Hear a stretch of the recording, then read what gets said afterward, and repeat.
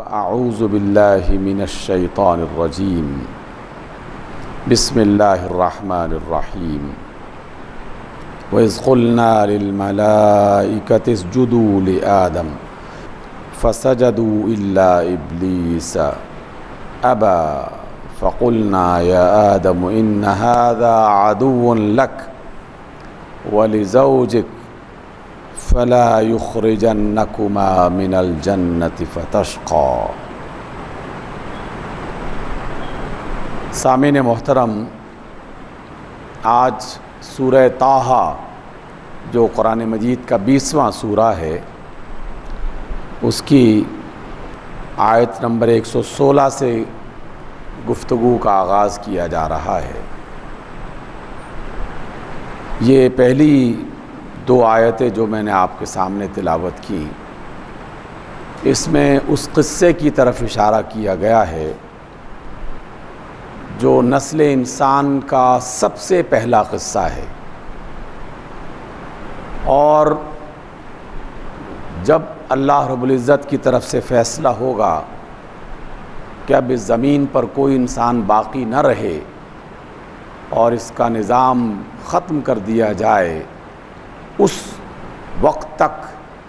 یہی قصہ ہماری رہنمائی کرتا رہے گا۔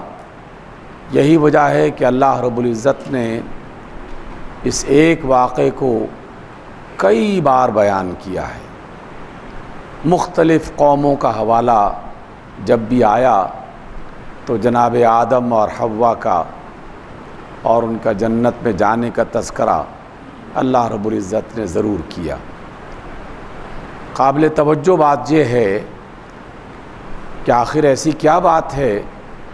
کہ اللہ رب العزت مختلف قوموں، افراد، حالات کا ذکر کر رہے ہوں اور بار بار اس پہلے ہی واقعے کی طرف اشارہ کیا جا رہا ہو؟ اس کا سبب یہ ہے کہ ہماری اصل، ہماری بنیاد، ہماری ابتدا جس واقعے سے آگے بڑھی ہے اور جو غلطیاں ابتدا میں انسان کرتا رہا اور جو انسان کا ابتدائی زمانے میں دشمن رہا، وہ غلطیاں اب بھی انسان کر رہا ہے اور وہ دشمن ابھی تک زندہ ہے اور اسی طرح کی کارروائیاں کر رہا ہے۔ اس اعتبار سے 20ویں صدی ہو یا 21ویں یا آنے والی کئی صدیاں اور آ جائیں، حقیقت میں انسان کا رویہ اور انسان کے دشمن کا رویہ اور اللہ تعالیٰ کی طرف سے رہنمائی کا ذریعہ وہ ایک ہی رہا ہے۔ اس وجہ سے بار بار اس قصے کو بیان کیا جا رہا ہے۔ ایک ہلکے سے اشارے کے ساتھ جس طرح اللہ تعالیٰ نے اس قرآن کی آیات میں اس کو محض ایک اشارے کے انداز میں بیان کیا ہے، ہم اسے ایک نظر دیکھ لیں۔ اللہ رب العزت فرماتے ہیں وَإِذْ قُلْنَا لِلْمَلَائِكَةِ، جب ہم نے فرشتوں سے کہا تھا اسجدوا لآدم، آدم کو سجدہ کرو، فسجدوا، تو تمام فرشتوں نے آدم کو سجدہ کیا۔ ہم یہ بات بارہا سمجھ چکے ہیں، جان چکے ہیں کہ نہ اس میں آدم کی فضیلت تھی اور نہ ہی اس میں فرشتوں کی بے عزتی یا ان کی کمتری کی طرف اشارہ تھا۔ اس میں ایک ہی بنیادی نقطہ تھا کہ اللہ کا ایک حکم آیا ہے اور تم اس اللہ کے حکم کے سامنے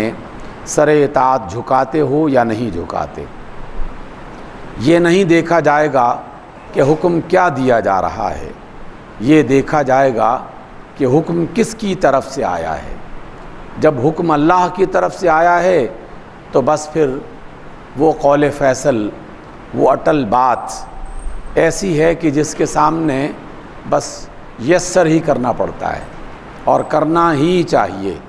اور مومن کو تو اس کی اجازت ہے ہی نہیں کہ وہ نو کے بارے میں سوچ بھی سکے اللہ کے حکم کے مقابلے میں۔ نہ صرف یہ کہ اللہ اور اس کے رسول کے حکم کو سننے کے بعد نو کرے، بلکہ قبول بھی کرے اور دل و جان کی مرضی سے قبول کرے، اس پر مطمئن بھی ہو جائے، اس پر راضی اور خوش بھی ہو جائے کہ کہ میں اپنے مولا اور اپنے اللہ کی بات مان رہا ہوں۔ الا ابلیس، ابلیس نے انکار کیا، اور ابلیس ایک وہم میں مبتلا ہو گیا، اور آج کے ابلیس بھی اسی طرح کے مختلف وہموں میں مبتلا ہیں۔ اور جب بھی انسان اپنے ایمان کو چھوڑتا ہے تو ایمان کے مقابلے میں یقیناً وہم، گمان اور مختلف قسم کی غلط فہمیاں وہ انسان کے سامنے پیدا ہوتی ہیں، اور انسان یقین اور ایمان کے راستے کو چھوڑ کر وہم و گمان کے راستے پر چلنا شروع ہو جاتا ہے۔ اسی وجہ سے اقبال نے بڑا خوبصورت یہ بیان کیا تھا۔ ہم اگرچہ اقبال کو اب تو سننے کا بھی وہ امکانات اس کے کم سے کم ہوتے گئے، اور اس کو ہمارے نصاب سے، تعلیم سے، کلچر سے، ادب کی مجالس سے نکال دیا گیا، لیکن اس کے بیشتر اشعار ایسے ہیں کہ جیسے قرآن مجید کی بہت ساری تعلیمات کا خلاصہ، یہ مال و دولت و دنیا، یہ رشتہ و پیوند، بتانے وہم و گماں، یہ سب کے سب مال، دولت، رشتہ داریاں، ساتھی، آل اولاد، یہ محض ایک وہم ہے، ایک گمان ہے۔ جو چیز قائم دائم رہنے والی ہے وہ صرف یہ ہے کہ لا الہ الا اللہ، اللہ کے سوا اس کائنات کا کوئی حاکم اور کوئی فرما روا نہیں ہے، اور ہم اسی کے بندے اور اطاعت گزار ہیں، ہم اسی کی بات کو ماننے والے ہیں۔ ابلیس نے انکار کر دیا۔ فقلنا یا آدم ان ھذا عدو لک، یہ بات دوبارہ سے اللہ تعالیٰ بلکہ کئی بار اس بات کو دہراتے ہوئے آج کی ان آیات میں پھر دہرا رہا ہے۔ جیسے ہی آدم کو سجدہ کیا فرشتوں نے اور ابلیس نے انکار کیا، تو اللہ رب العزت نے جناب آدم سے یہ کہا کہ دیکھو اس شخص کو، یہ جس کا نام ابلیس ہے، اس نے میرے حکم کا انکار کر دیا ہے، اور میں تمہیں بتا رہا ہوں کہ یہ تمہارا بھی دشمن ہے اور تمہارے گھر والوں کا بھی دشمن ہے۔ وَلِزَوْجِكَ، اب دیکھو اس دشمن کے پیچھے مت چلنا، کیونکہ یہ دشمن تہیہ کر چکا ہے کہ اس نے تمہیں بھی ذلیل و رسوا کرنا ہے اور تمہیں بھی پریشان کرنا ہے، ہر اعتبار سے، ذہنی اعتبار سے بھی، معاشی اعتبار سے بھی، جسمانی اعتبار سے بھی، صحت کے اعتبار سے بھی۔ اس دشمن نے، جس کا نام شیطان یا ابلیس ہے، اس نے تمہیں پریشان کرنا ہے، کہیں ایسا نہ ہو کہ تم اس کے پیچھے چل پڑو اور یہ تمہیں اس جنت سے نکال دے۔ فَلَا يُخْرِجَنَّكُمَا مِنَ الْجَنَّةِ فَتَشْقَى، کہیں ایسا نہ ہو کہ تم دونوں کو جنت سے یہ نکلوا دے اور تم بدنصیب ہو جاؤ۔ یہاں جو مقام میں نے تمہیں دے رکھا ہے، ایسا خوشحال، خوشگوار اور آسائشوں والا مقام ہے کہ جہاں نہ تمہیں بھوک تنگ کرے گی، نہ پیاس تنگ کرے گی، نہ بے لباسی کی پریشانی تمہیں یہاں آئے گی۔ إِنَّ لَكَ أَلَّا تَجُوعَ فِيهَا وَلَا تَعْرَى، یہ جنت ایسی ہے جس میں آپ کو رکھا گیا ہے، یعنی آدم کو، اس میں نہ بھوک لگے گی، نہ پیاس، اور نہ کسی برہنہ پن کا تمہیں اس میں سامنا کرنا پڑے گا۔ وَأَنَّكَ لَا تَسْمَعُ فِيهَا وَلَا تَضْحَى، اسی بات کو میں نے ابھی بیان کیا۔ فَوَسْوَسَ إِلَيْهِ الشَّيْطَانُ، شیطان نے آدم اور ان کی اہلیہ، ان کے گھر والوں کے دلوں میں یہ وسوسہ ڈالا، یہ غلط فہمی پیدا کی۔ قال، شیطان نے کیا کہا؟ یا آدم، اے آدم، هل ادلک علی شجرۃ الخلد وملک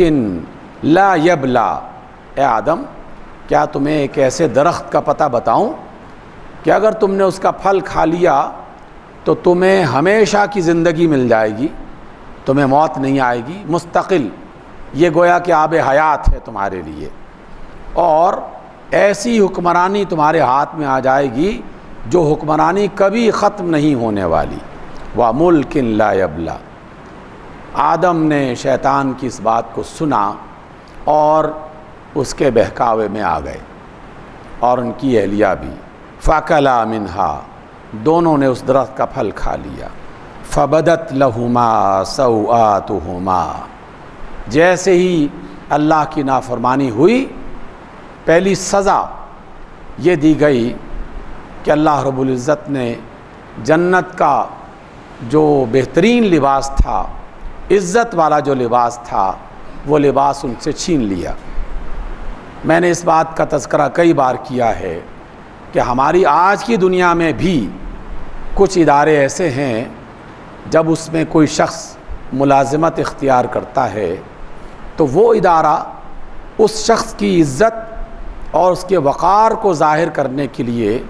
اسے ایک لباس عطا کرتا ہے، جسے آج کی دنیا میں ہم وردی کہتے ہیں۔ وہ چاہے پولیس کی ہو، فوج کی ہو، رینجرز کی ہو،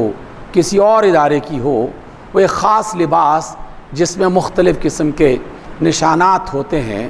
بس ان نشانات کو ہی دیکھ کر دوسرے لوگوں کو پتہ چل جاتا ہے کہ یہ کس مرتبے کا انسان ہے۔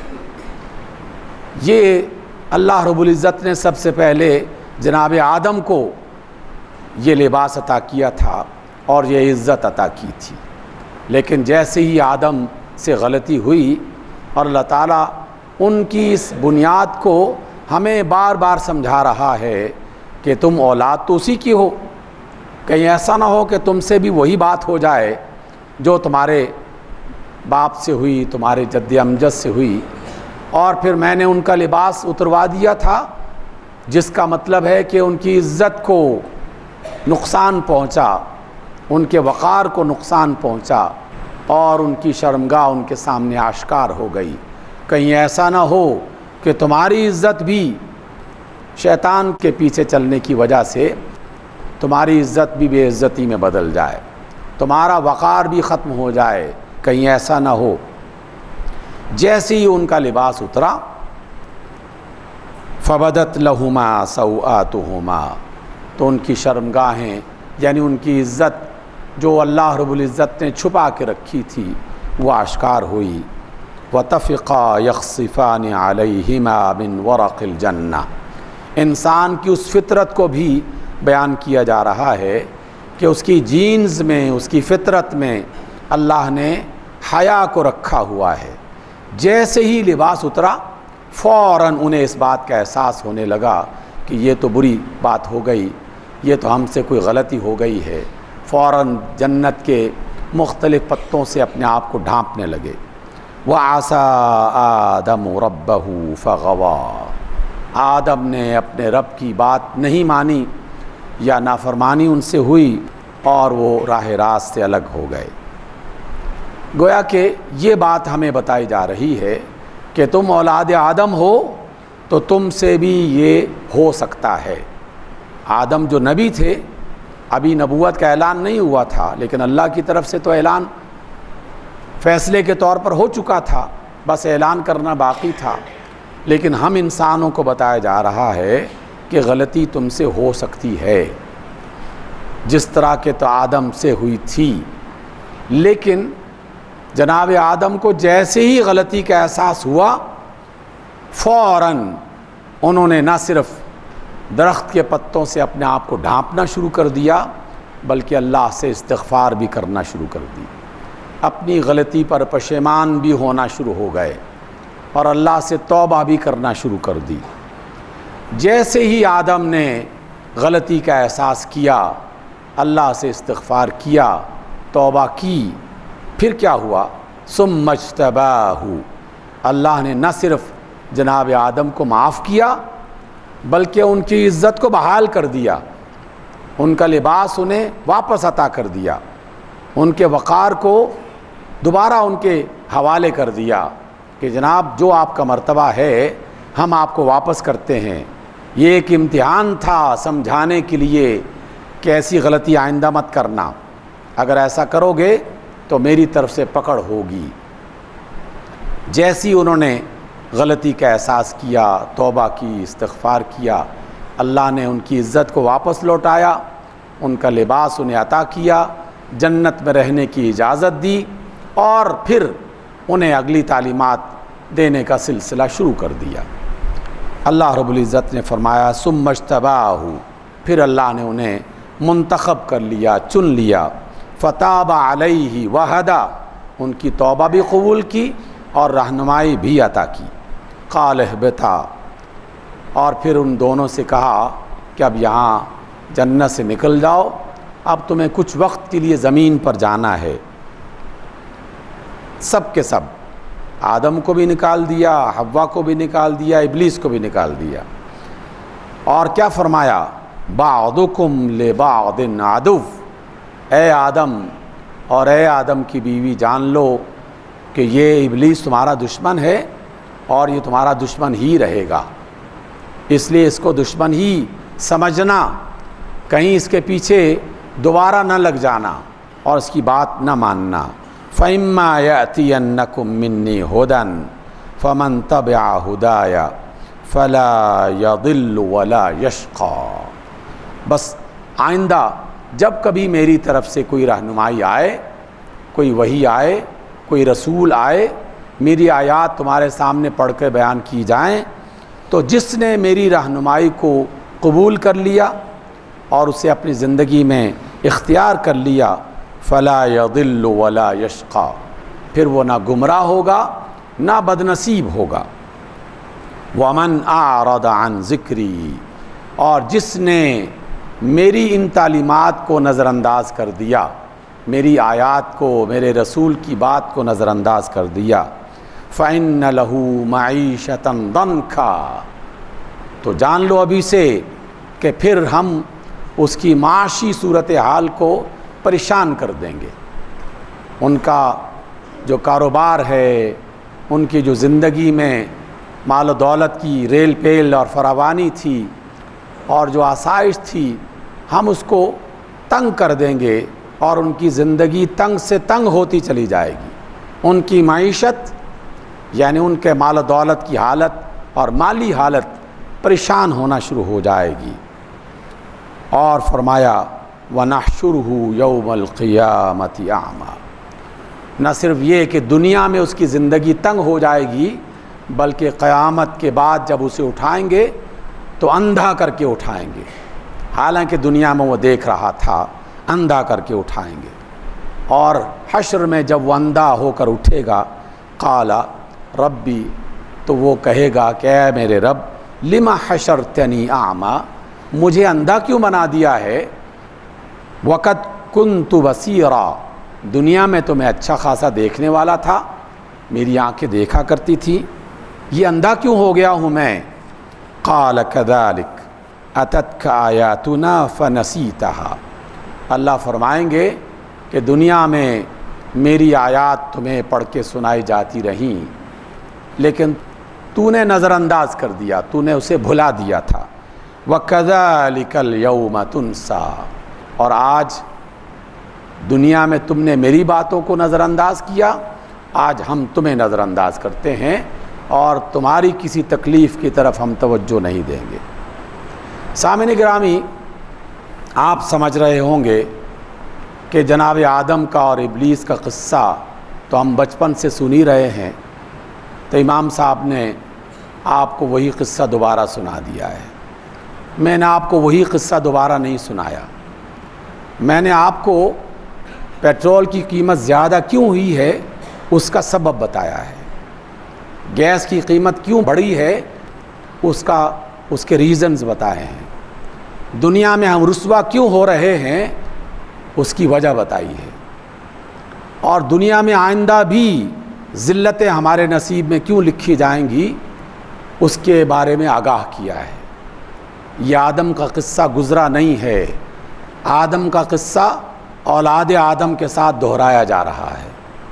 ہم اسی مرحلے سے بار بار گزر رہے ہیں۔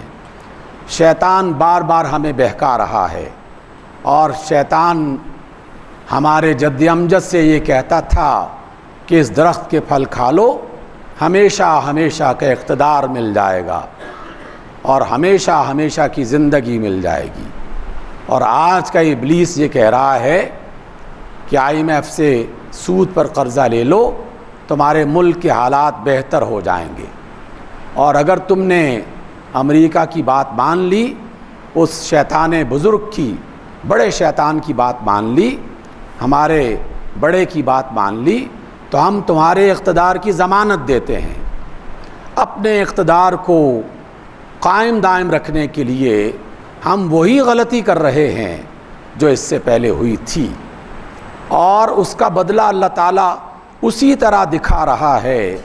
جیسے اس سے پہلے وہ دکھا چکا۔ کیا نہیں جانتے؟ ہم نے تو بارہا یہ دیکھا بھی ہے، بھگتا بھی ہے۔ آپ کے بچوں میں سے بھی بہت سارے بچوں نے یہ دیکھا ہوگا۔ آپ اپنا پاکستان کا سبز پاسپورٹ کسی بھی ایئرپورٹ پہ لے کے جائیں اور وہاں کسی اجنبی ملک میں آئیں، باقی سارے پرامن طریقے سے قطار میں لگے اپنے اپنے پاسپورٹ پہ سٹیمپ لگوا رہے ہوتے ہیں۔ جیسے ہی پاکستان اسلامی جمہوریہ پاکستان کا پاسپورٹ کوئی شخص آگے بڑھاتا ہے، اس کو الگ لائن میں کھڑا کر دیا جاتا ہے۔ اور خود سعودی عرب جیسے، قطر جیسے، کویت جیسے اسلامی ممالک کے لوگ بھی پاکستانیوں کو الگ کر دیتے ہیں۔ بس یوں سمجھ لیجئے کہ آپ کے اور ہمارے بچوں کے لباس کو اتار دیا جاتا ہے کہ یہ پاکستانی ہیں، ان کو اچھی طرح چھان بین ان کو کرو، ان کی اچھی طرح تلاشی لو، ان کے کپڑے اتروا کے ان کو تلاش کرو، کہیں ایسا تو نہیں کہ انہوں نے کوئی ایسی چیز اپنے اندر چھپا رکھی ہو جو ہمارے ملک اور قانون کے خلاف ہو۔ یہ بے عزتی کس وجہ سے ہو رہی ہے؟ یہ اس قصے کی وجہ سے ہو رہی ہے جو اللہ تعالیٰ بار بار ہمیں سمجھا رہا ہے، بار بار بتا رہا ہے، اور میں آپ کو آگاہ کر رہا ہوں کہ یہ 60 روپے پیٹرول نہیں بڑھا ایک ہفتے میں، ابھی انتظار کرو، ابھی تو آنے والا وقت مزید چیخیں نکلوانے والا ہے، حتیٰ کہ ایک ایک چیز ہمارے لیے اذیت بن جائے گی۔ اور بدقسمتی یہ ہے، ہماری بدنصیبی یہ ہے کہ شیطان نے ہمارے رہنماؤں کے دماغوں میں یہ خناس بھر رکھا ہے، اور وہ مسلسل پوری ڈھٹائی کے ساتھ یہ کہہ رہے ہیں کہ جناب پیٹرول کی قیمت بڑھانے سے اشیاء میں مہنگائی نہیں آئے گی، اشیاء کی قیمتوں میں اضافہ نہیں ہوگا۔ دیکھ رہے ہیں کھلی آنکھوں سے کہ 100 گنا چیزوں کی قیمت میں اضافہ ہو رہا ہے، اپنی غلطی ماننے کے لیے تیار نہیں ہے اور اس غلط راستے کو چھوڑنے کے لیے تیار نہیں ہے۔ پاکستان میں سوشل میڈیا میں یقیناً بے شمار خرابیاں موجود ہیں، لیکن کچھ صحیح خبریں بھی پہنچ جاتی ہیں۔ اس وجہ سے جو عقلمند لوگ ہیں وہ اس میں سے تلاش تو کر سکتے ہیں، کچھ نہ کچھ جان تو سکتے ہیں کہ دماغ کیسے خراب ہو چکا ہے۔ بجلی کے بارے میں جو اتنا زیادہ اضافہ ہوا، تو ہماری آرمی کے ایک ریٹائرڈ جنرل امجد شعیب، اگر بات ان کی غلط ہے تو یہ پاکستان کی عدالتوں کی ذمہ داری ہے کہ سو موٹو باقاعدہ ایکشن لیتے ہوئے ان کو گرفتار کرے، اور اگر وہ بات درست ہے تو پھر اپنے حالات کو درست کرنے کی کوشش کی جائے۔ انہوں نے کھل کر یہ بتایا کہ موجودہ وزیر بجلی اور پانی جنہیں بنایا گیا ہے، آتے ساتھ ہی 3 آرڈرز جاری کیے انہوں نے۔ پہلا آرڈر کہ 30 لاکھ روپے ماہانہ میرے دفتر میں پہنچائے جائیں، کیونکہ میں نے اپنے ملنے والوں کے لیے چائے پانی کا بندوبست کرنا ہوتا ہے۔ میرا گھر جہاں جہاں جس شہر میں ہے وہاں میرے لیے گاڑی کا بندوبست کیا جائے۔ تیسرا آرڈر کہ یہ 500 میرے بندے ہیں اور ان کو آپ نے مستقل ملازمت دینی ہے۔ اس بنیاد پر، اور یہ تو چھوٹی سی بنیاد ہے، اس طرح کی قدم قدم پر آپ کو مثالیں ملیں گی۔ ہمارا جو معاشی معاملہ ہے وہ کیوں بگڑتا جا رہا ہے؟ اس لیے بگڑتا جا رہا ہے کہ ہم اللہ اور اس کے رسول صلی اللہ علیہ وسلم سے بغاوت کے راستے پر چل رہے ہیں، اور اس کے لیے اپنے آپ کو منوانے کے لیے تیار نہیں ہیں۔ ہم اس کے لیے تیار نہیں ہیں کہ ہم نے سود پر قرض نہیں لینا، ہم اس کے لیے تیار نہیں ہیں کہ ہم نے عدالتوں میں انصاف کرنا ہے، ہم اس کے لیے تیار نہیں ہیں کہ جو ظالم ہے ہم اس کے خلاف ایکشن لینا چاہتے ہیں، ہمیں اس کی اجازت دی جائے۔ یہ حکومتوں کی بات نہیں ہو رہی، یہ ہم بھی اس جرم میں شریک ہیں۔ آپ کو پتہ ہے، اگر کوئی دیکھنا چاہے تو دیکھ سکتا ہے، حکومت ایک غلط قدم اٹھاتی ہے اور ہم 5 غلط قدم اس کے ساتھ اٹھاتے ہیں۔ حکومت 200 روپے فی من آٹے کی قیمت میں اضافہ کرتے ہیں اور ہم ایک روٹی میں 4 روپے کا اضافہ کر دیتے ہیں، ایک روٹی میں، ایک ٹیبلٹ میں 5 روپے کا اضافہ کر دیتے ہیں، ایک سبزی کی معمولی سی چیز میں 10 روپے کا اضافہ کر دیتے ہیں۔ وہ بھی ظلم کر رہی ہے اور ہم اس کا علاج یہ تلاش کرتے ہیں کہ اچھا تم نے 1 کیا ہے تو ہم 5 کریں گے، ہم 10 کریں گے۔ ہم بھی اس ظلم میں برابر کے شریک ہیں اور شیطان ہمیں دیکھ کر مسکرا رہا ہے۔ اسلامی جمہوریہ پاکستان کے باسیوں، ہم سب حکومت کے افراد اور عام افراد، میرے جیسے اور آپ جیسے سب لوگ اس جرم میں برابر کے شریک ہیں۔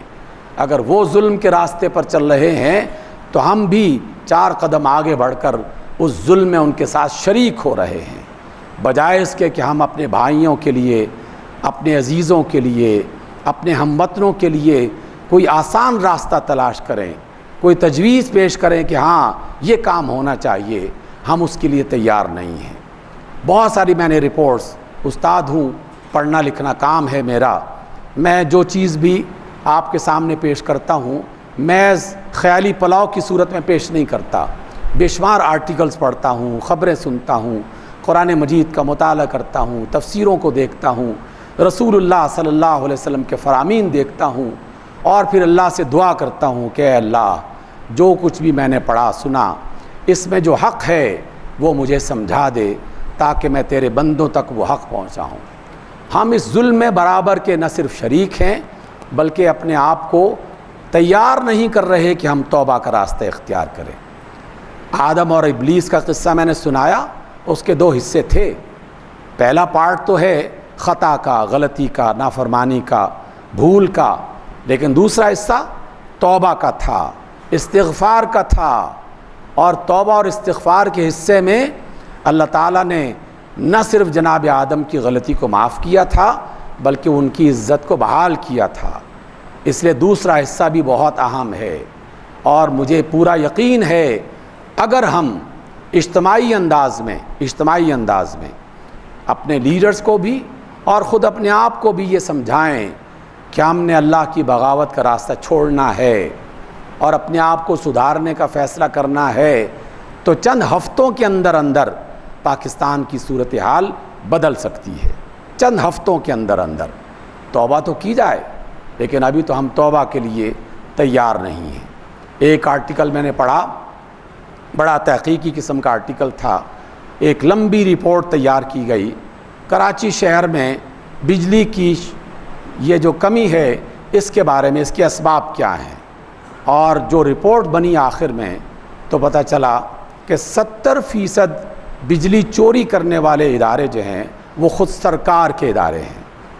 اور 20% مالدار اور صنعتکار لوگ ہیں وہ چوری کر رہے ہیں۔ 10% میں سے بھی غریب لوگ تو کہیں 1-2% میں آتے ہیں، اور ہمارا سارا کا سارا زور ان 1-2% چوری کرنے والوں پر چلتا ہے، نہ سرکاری اداروں پر اور نہ ان بڑے افراد پر۔ اس لیے سامعین گرامی،